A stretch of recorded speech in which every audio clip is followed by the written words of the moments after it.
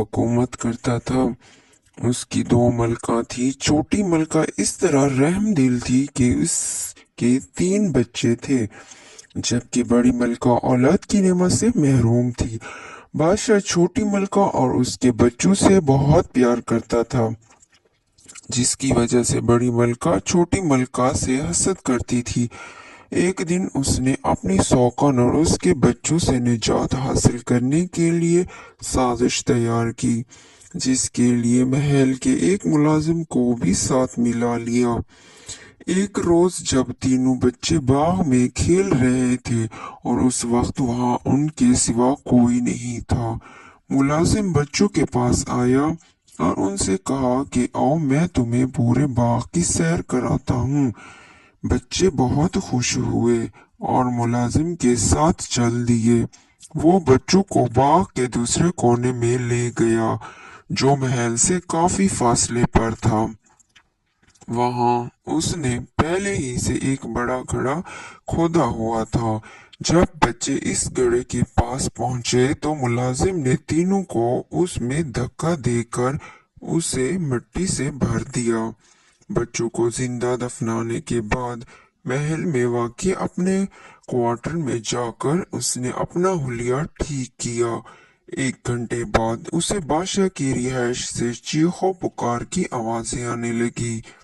वो महल में पहुंचा तो बादशाह समेत तमाम दरबारों को तीनों शहजादों की गुमशुदगी की वजह से परेशान पाया, जबकि छोटी मलका इस सदमे से पागल हो गई थी। बादशाह ने मलका को बामुश्किल उसके कमरे में पहुंचाया। उसे पागलपन के दौरे पड़ने लगे। वो बादशाह समेत जो भी सामने आता उसे मारने दौड़ती। एक रोज उसने बड़ी मलका पर छुरी से हमला किया।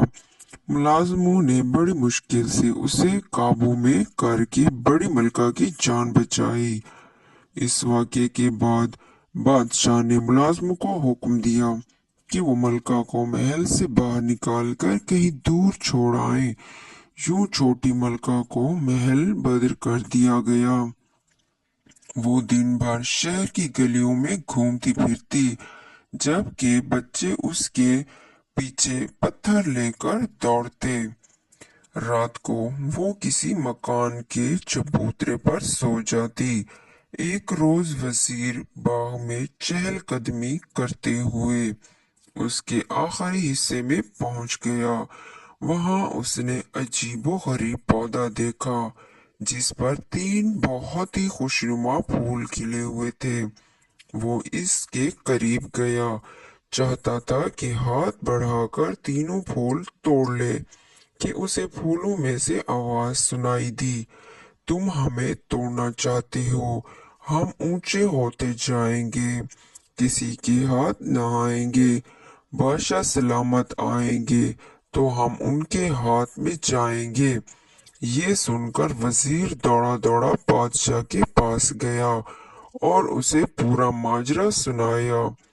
बादशाह उसके साथ बाग में आया।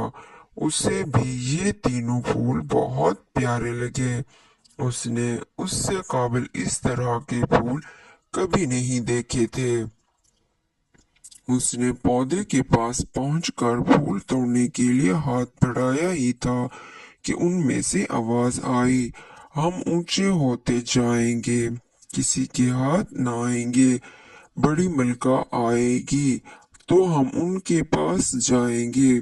बादशाह ने ये सुनकर वजीर को हुक्म दिया कि वो फौरन बड़ी मलका को बुला कर लाए।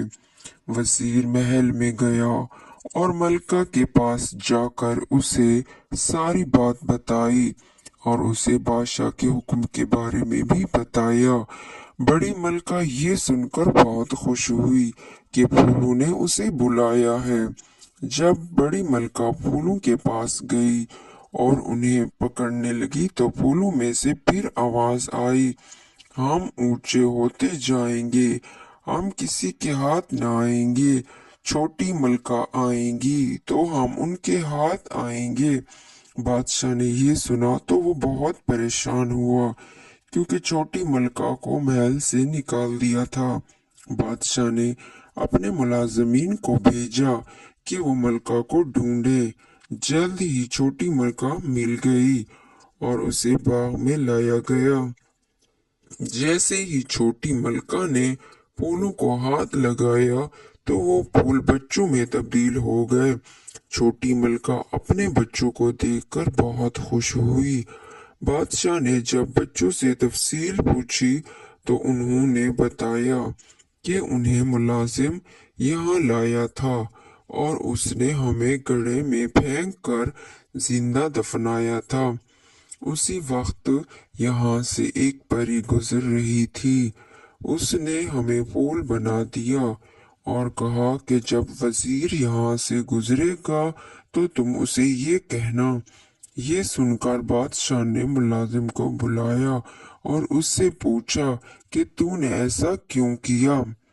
उसने बताया कि उसे ये सब बड़ी मलका ने करने को कहा था। ये सुनते ही बादशाह ने हुक्म दिया कि बड़ी मलका और मुलाजिम को अंधे कुएं में डाल दिया जाए। लेकिन छोटी मलका ने बादशाह को ऐसा करने से मना किया और उन्हें माफ कर दिया।